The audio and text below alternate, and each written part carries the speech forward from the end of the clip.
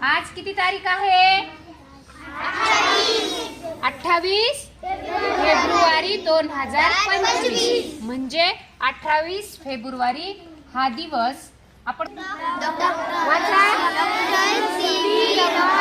यांचा जन्मदिवस हा राष्ट्रीय विज्ञान दिन म्हणून आपण साजरा करतो.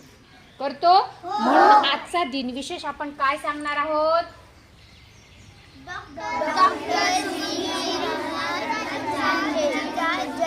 आजचा दिनविशेष आपण काय सांगणार आहोत?